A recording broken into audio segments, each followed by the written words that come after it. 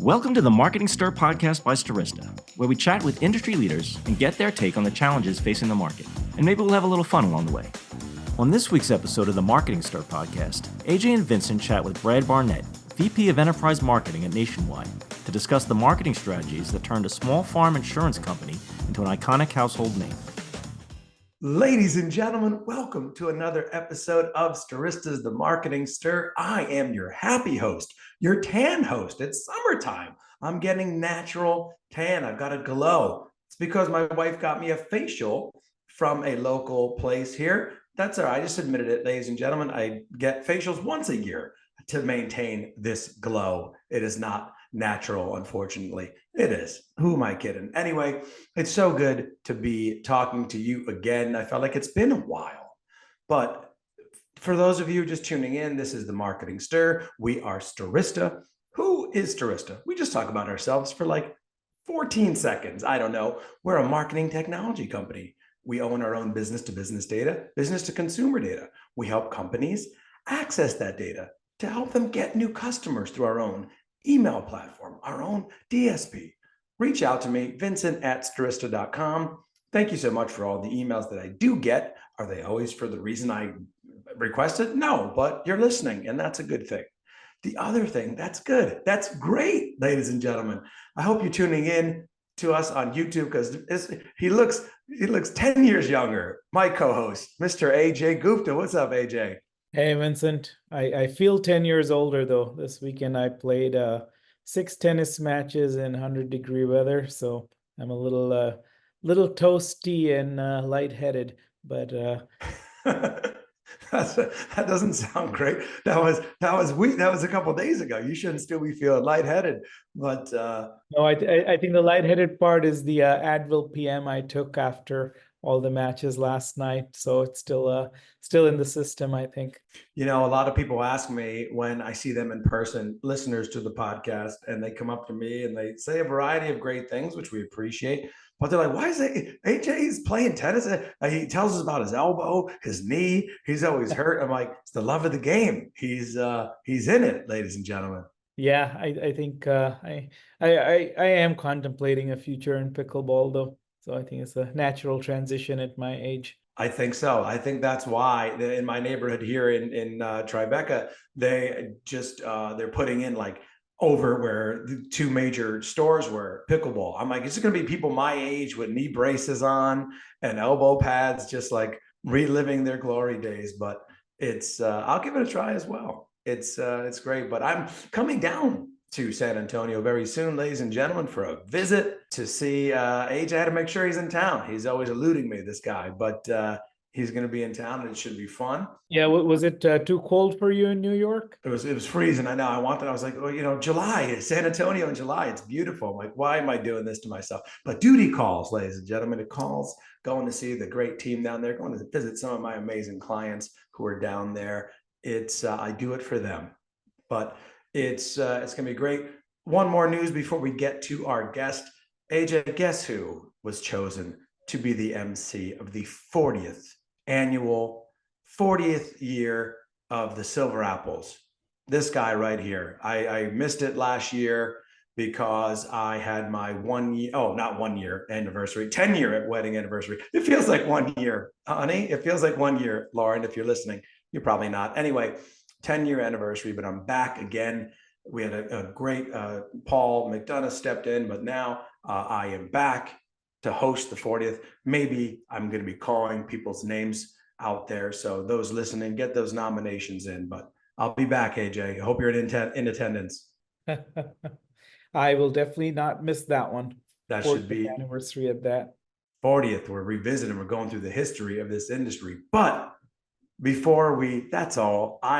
Enough about me, enough about you, AJ. I am excited about this guest. We have not had a company on like this. And this is such an amazing company. You know it. It's like it's part of the pop culture now, right? As far as the commercials, but we're going to dig deeper. We're going to get inside the company. And this is an amazing organization that does more things than you think, right? And we have an amazing guest today. We're so happy that we're getting to talk to him. We're talking to Brad Barnett, Vice President, Enterprise Marketing at Nationwide. Nationwide, you know, it's already in my head. Like the jingle comes in mind, right? Hey, you're loud. You can sing it. Go ahead. Nationwide is on your side. All right. I love it. It's just naturally comes to mind. Brad, what's going on, my friend? How are you? I'm excited to be here. I appreciate the chance, Vincent and AJ. Yeah, it's great. It's like it's one of those things, and you smile. It brings a smile to your face when you talk about that. We're going to get into that in a moment, but Brad, for those listen, so your particular title, right? Tell us, people know Nationwide, or maybe they don't. So let's dig into Nationwide, because truthfully, frankly, I know it for insurance, right? That's what I know Nationwide for. But you and I talk, and it's so much more than that. Talk to us a little bit about Nationwide, and then I'd love to understand your role within the organization. Yeah, well, I'll start with some advice to AJ first. He's got to find a good orthopedic surgeon because if I haven't really gotten into pickleball. I've done it a little bit, but I think I know at least a handful of guys who have torn an Achilles playing this already. And so every orthopedic surgeon in Ohio has a new boat, I think, because of all the number of Achilles injuries that are going on. So AJ, make sure you invest in a good surgeon, my friend, because chances are you'll need it. That's funny, Brad. I've started hearing about pickleball injuries as well. And then I think the other people that are doing well now are tennis coaches, because Oh yeah, no doubt. pickleball players have a lot more money. So they are switching to pickleball coaching. You know what? That is capitalism at its best. You go where there's opportunity. You right skate to where the puck is going. But I'm excited to be here. I get to work for a pretty awesome brand and company. And Vincent, to your point, I often find as I kind of talk about Nationwide, most of the time people don't know all that we do. And so just to kind of give you a little bit of the 40,000 foot view, it's almost a 100-year-old brand. And so 2026, we will celebrate our 100th year. And you'll find in this category a lot of old brands, a lot, not in just in insurance, but financial services as well. And, I always tell people it's hard to do things for 100 years consistently. And so shout out to not just Nationwide, but the category itself. So excited about what 2026 means to the company. But to your point, Vincent, most people know us for what was really kind of our history, which is auto and home insurance. The origins of the company actually start from a group of farmers back in 1926, who at the time felt they were building a company that best met their needs and not the needs of, urban cities. They felt like rural America was not necessarily having their needs looked after from an insurance standpoint. So they created this. And you will find even 100 years later that the roots of how we grew up from, being founded by farmers still persist today, whether that's representation on our board, our relationships with farm bureaus across the country, cooperatives. And you'll hear me say this a lot. We're top 10 in many categories. Most people wouldn't know. We're the #1 farm insurer in the United States. Most people probably don't know that. But going back to our roots, you can still see that kind of in the fabric of the company today. But to your point, I think great brands kind of reimagine themselves over time. I mean, you can look at tons of brands who were originally one thing and became completely different as the world around them changed. Nationwide is kind of the same. I mean, we're a full service product division across every insurance product you can imagine, but the biggest part of our company is actually financial services. And again, most people wouldn't know that. And when I say financial services, I mean retirement plans, annuities, life insurance, corporate solutions, things like corporate-owned life insurance. If you were to take our revenue across the company, it's about 70%. Insurance is about 30%. But we've spent billions of dollars, and the category has spent billions of dollars talking about a couple of products, and therefore you become known for that in addition to your history. And so, it's been exciting to see the company change. In my world, sitting in enterprise marketing, we get to touch a little bit of everything. And so we work with every major core business unit we have, which requires us to be really smart in a lot of different categories and businesses that we get to sit next to and work closely to. And so it's a fun part of the job, but a challenging part of the job. as we work with core businesses to actually meet the objectives that they have. I have not heard of until talking to you, the financial aspect, and perhaps that's because, Brad, is that more of a business to business play where the others, to the end consumer? Is that kind of one of the reasoning behind it? Yeah, I mean, we made a strategic choice, a handful of years ago to be less about direct to consumer and more about B2B. And that's a different marketing strategy. It's a different relationship building strategy, as you guys know. And many brands in our category aren't that dissimilar to others, where if you want to achieve some sort of scalable economics in your business, you've got to get to mass distribution type of opportunities. If you're a packaged goods company, maybe that's being a merchant on Amazon, or maybe it's being on the shelf at Walmart.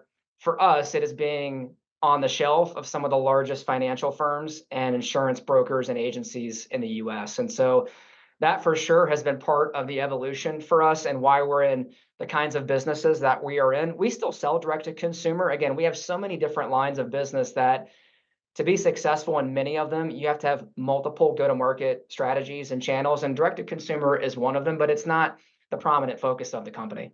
Brad, everybody talks about the jingle that Nationwide has. What's the origin story behind that?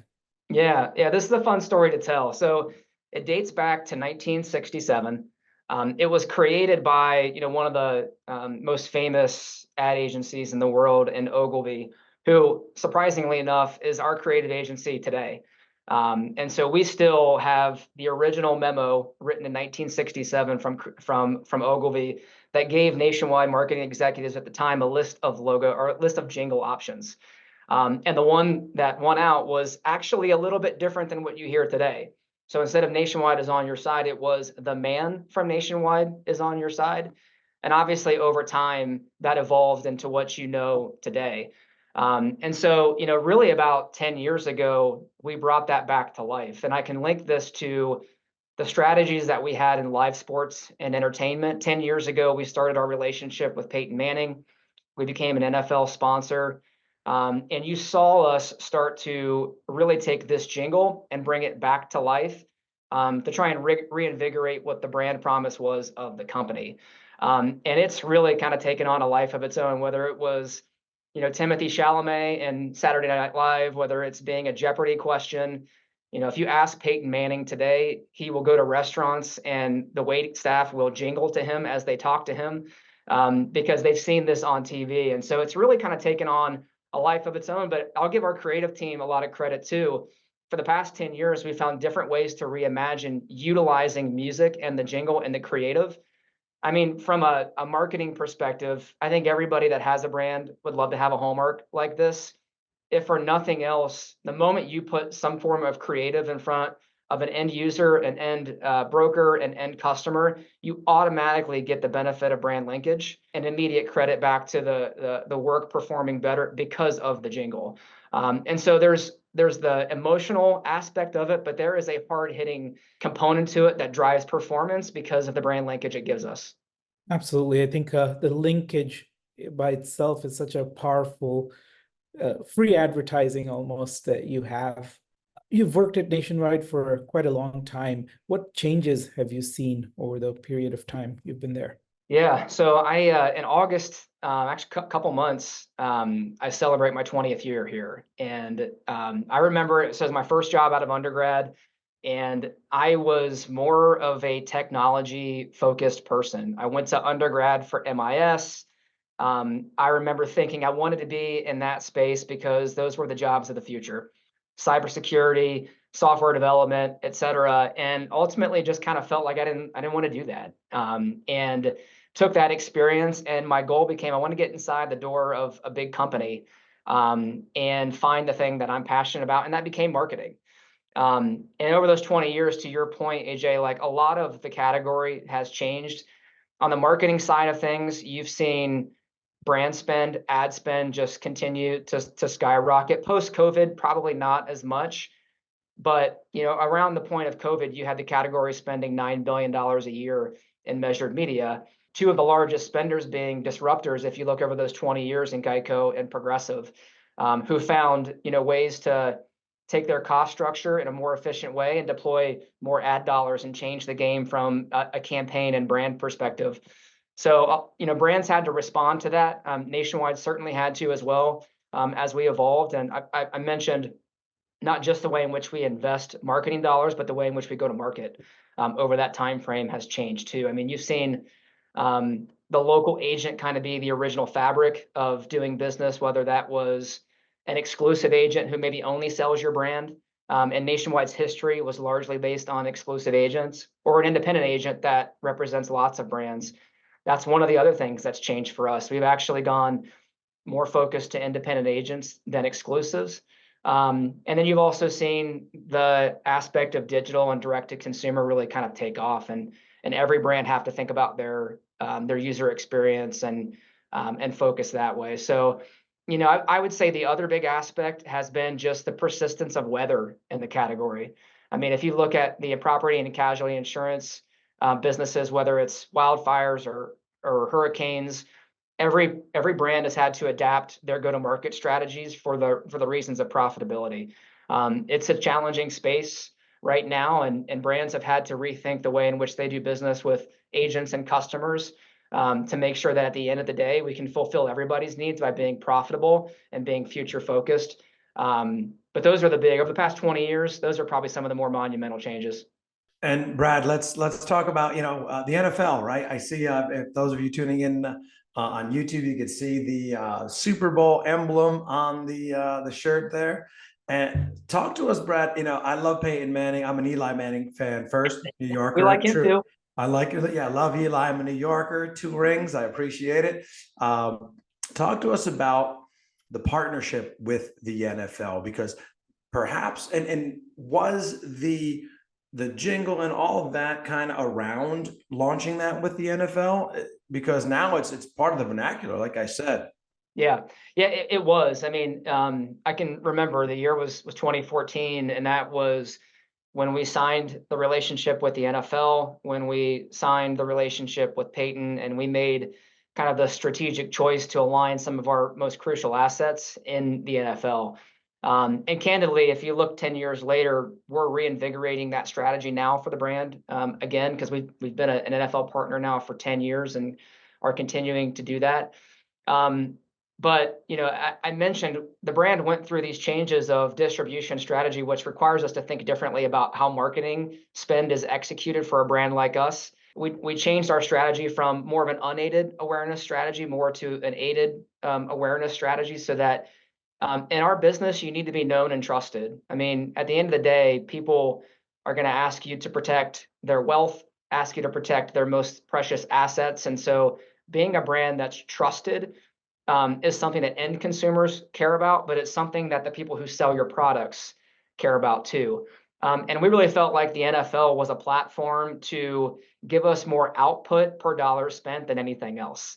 And so it's not the cheapest property in the world to be in, but it's one that has a lot of impact. I mean, if you look at the data, again, the data doesn't lie. So of the top 100 programs in the past year, 93 of them were NFL games.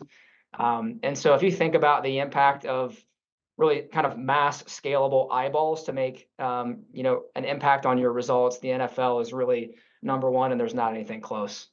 Yeah, no, I agree. And I love the fact that let's talk about anniversaries, right? It's like in 2 years, 100 years, right? For Right. You've been there 20 years, in 2 years, there's a big event coming to in the United States area, especially right New York, a big soccer match, right? So that might be something to wrap around. But I love the NFL. NFL's going global. I went to a game in London a few years ago. In Germany, I think they're opening it up to Mexico City. It's amazing the impact, as there's a lot of different things changing with the NFL. I mean, well, not with NFL, but streaming.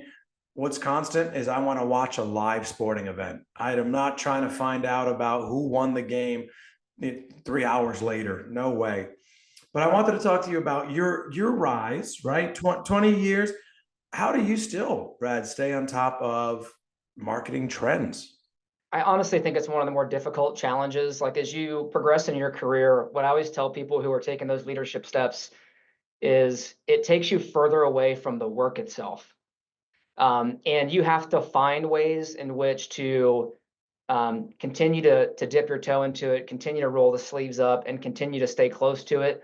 It's hard as a marketer because you loved doing the work, and then as you've continued to progress in your role as a leader, you maybe get to do less of it.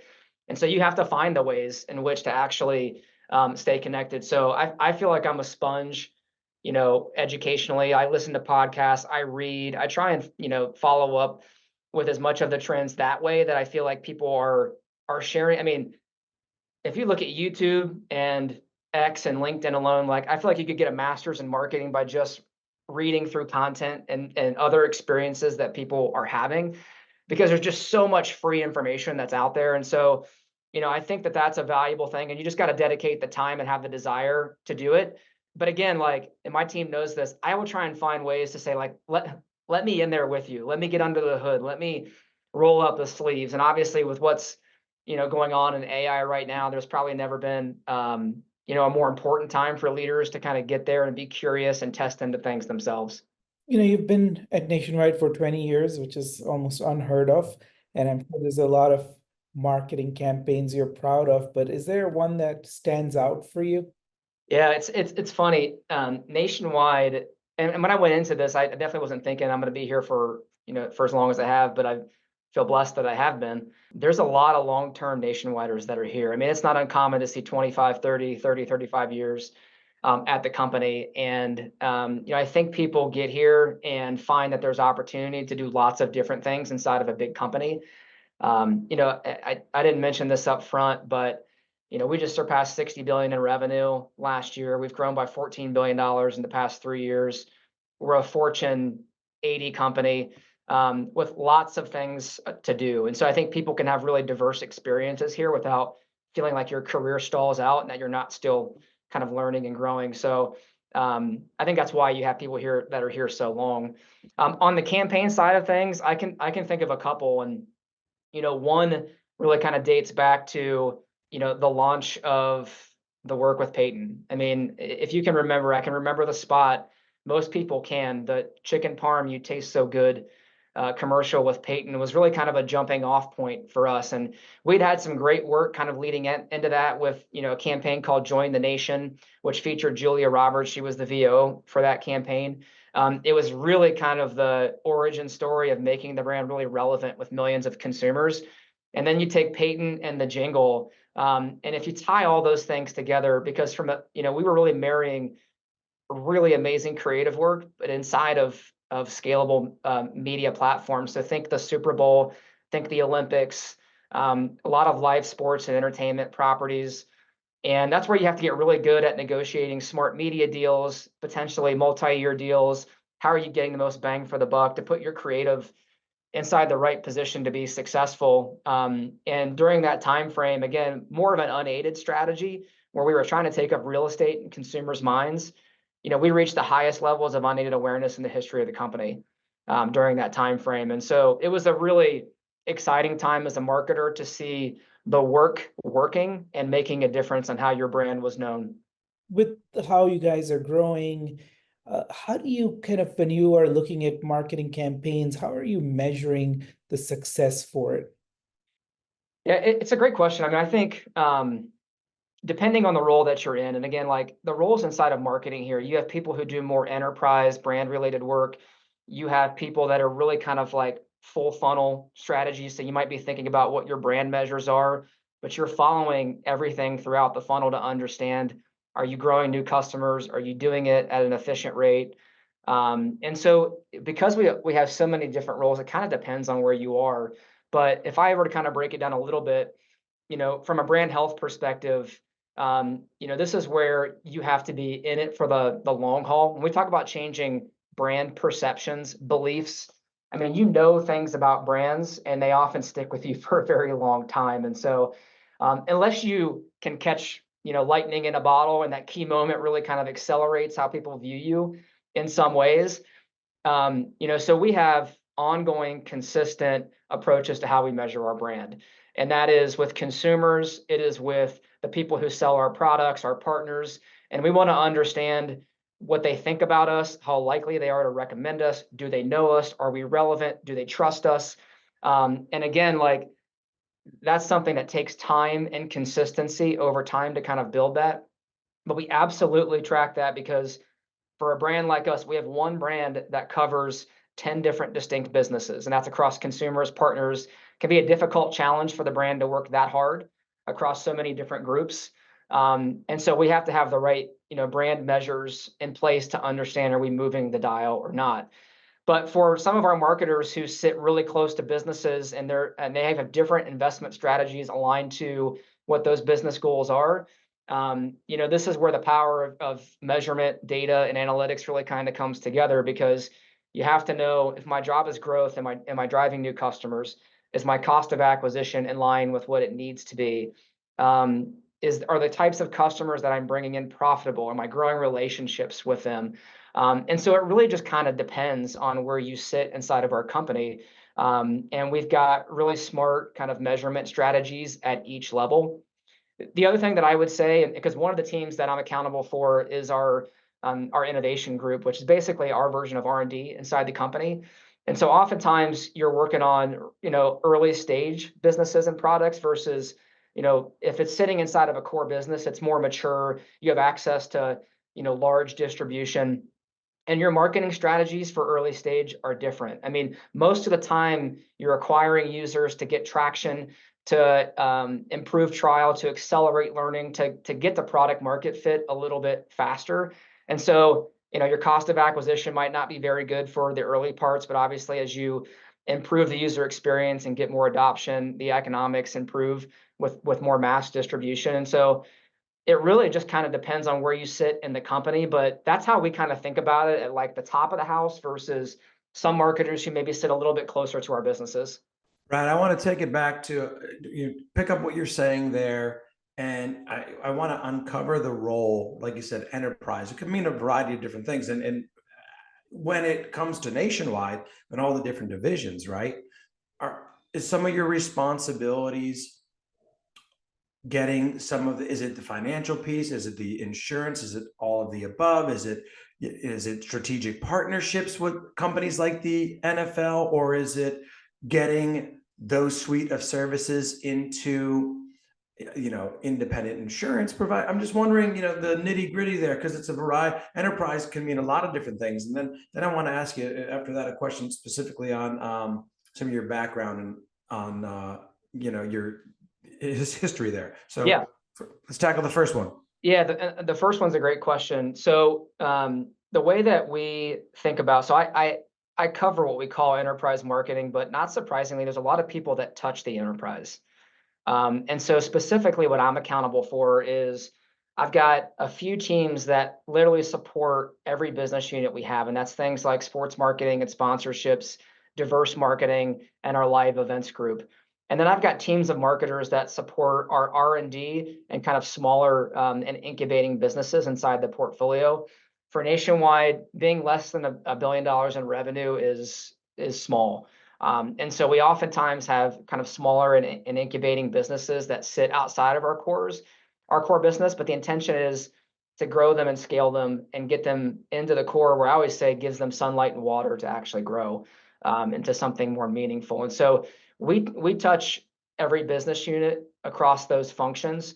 But when we think about the enterprise, and I'll say this more from a brand perspective, where you're looking at being relevant, being known, and being trusted. I mean, we certainly play a role there with all of our efforts in diverse marketing, with all of our efforts in sports marketing, but it's a shared responsibility. I have a peer named Mike Boyd who runs a team inside of marketing called content and delivery. And that's where you have a lot of your advertising, paid media, and social media work as well. So oftentimes we are attached at the hip. The NFL is a perfect and tangible example of that, where you're aligning sponsorship strategy, creative strategy, and media strategy, all working towards the same thing. But to distinguish that, we have teams of people that sit inside of our businesses that are accountable for distribution strategy. We partner with them on relationship building to get on the shelves themselves, but they're more accountable for that part of the business. No, interesting. Yeah, I appreciate the breakdown, because especially that role, enterprise, and then within Nationwide, it can be a variety of things. So thank you for that. But also, I want to talk about you started out product development, like you said, and How did that help you transition into marketing? And I would imagine with the R&D piece of it, right? It kind of felt right at home. Talk to me about that. Yeah, I always tell people I didn't do this intentionally, but I kind of lucked out in it. When I first started at Nationwide, I started in the business. And it was in our auto insurance business, which was a very prominent, publicly focused line of the company. Obviously, we were doing a lot of campaigns for that. So I came in and was able to cut my teeth on understanding competitors, understanding pricing strategies. And that translated into a product development role. And product development, in many companies probably sits inside of marketing. For us, it sat inside the business. And what's unique about that is, so product development in auto insurance at the time was about finding ways to differentiate your product. What are the right features? What are the right experiences? And at the end of the day, you've got to get your distribution folks who want to sell those things and consumers to want to buy them. And so, and not to mention the fact that in insurance, every state is individually regulated. So if I want to roll out this set of features, I've got to do it 50 different times. It's not just one, you turn it on and it works for everybody. You've got to have specific strategies where you are filing with departments of insurance. Your technology might be different for that state. Your sales teams might be different for that state. And so I really kind of focused on getting really good at that part of it, which helped me again, I got a crash course in the business and understanding how to get work done in there. But it was through that job that I got to work so closely with teams of people in marketing. And at the time, our marketing teams were hiring a lot of classically trained marketers, packaged goods experience, and I didn't fit that bill. That wasn't my background. And so it took someone kind of taking a chance on me.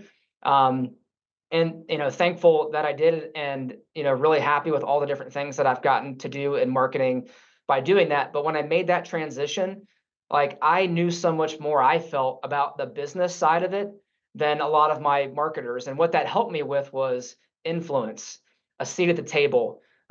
We encourage marketers so much to have strong business acumen, to know the business like someone in finance would know it.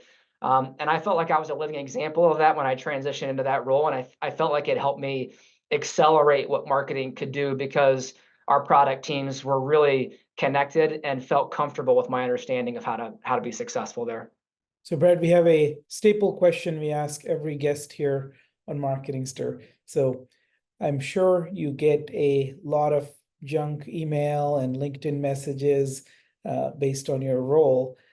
What's a message that gets a response from you? And more importantly, what's one that really annoys you? I'll be honest. I like everybody else, I get a lot of email. To be candid, the way that our email systems work, most of the time it automatically siphons stuff to spam, and I don't see it anyways. But sometimes some stuff kind of makes its way through, and then obviously get the same kind of connections on LinkedIn that everybody does. I would say 99% of the time I don't respond to them. Now, the times where I've at least kind of paused, or maybe I'm like, well, that's interesting, let me go do my own research, is number one, have I heard of this company already from a peer of mine? Can they demonstrate that they know a little bit about my category, versus me having to teach them and get them up to speed?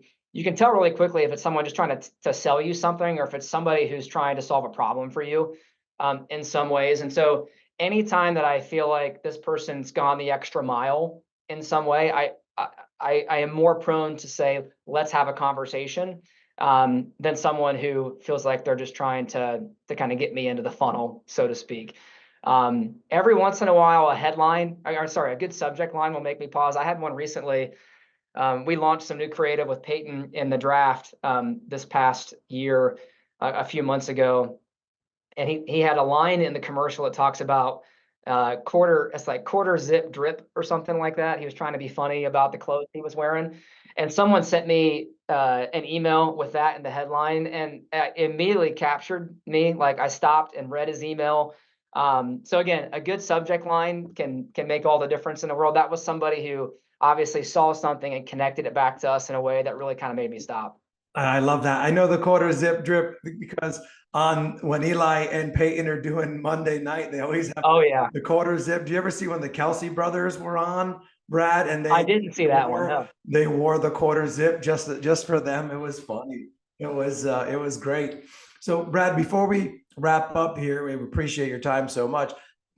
We'd like to get to know you personally. What do you like doing out there in Ohio? Who do you root for? Who are your teams? I'd love to know. What are some of your hobbies? What are you doing on the weekend? I'm a fan of sports in general, so I watch a lot of sports, but there's only one team that, like, if they lose, I'm probably not fun to be around, for most people, and that's Ohio State football.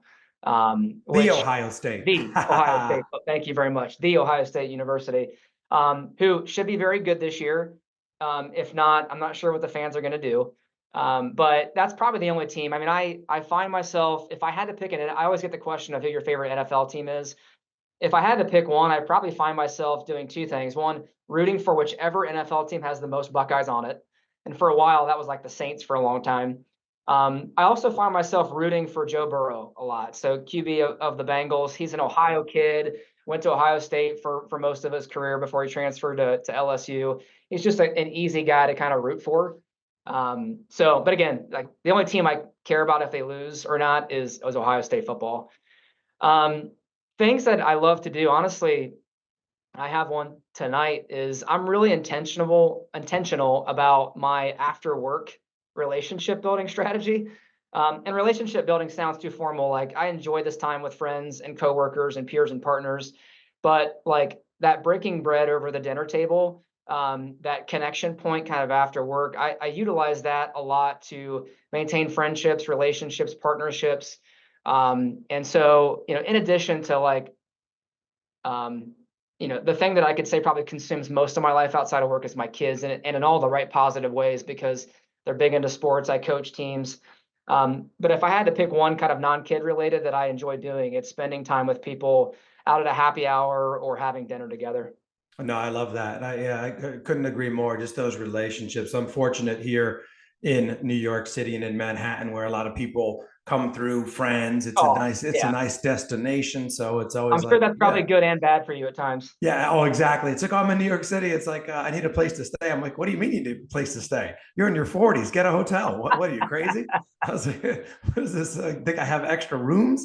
But yeah, it's also a good time where a lot of people like yourself or people that I had on the podcast, they may live in Ohio, but chances are they're maybe taking a trip to New York City, and it's like great to meet with them, in face to face. So that is awesome. Brad, thank you so much for spending time with us. I love the way you break it down. The passion shines through. You can tell that you've been there for 20 years. And I love what Nationwide is doing. So keep up the amazing work. Ladies and gentlemen, that is Brad Barnett. He is the Vice President, Enterprise Marketing at Nationwide. Thank you, ladies and gentlemen, for listening. Thank you for your time. Thank you for all the comments. Keep coming. Keep them coming up to us and telling us how much you enjoy the podcast. Thank you so much for listening. I'm Vincent. That's Brad. That's AJ. We'll talk soon. Thanks for listening to the Marketing Stir podcast by Stirista. Please like and subscribe. If you're interested in being a guest on the podcast, please email us at themarketingstir@stirista.com.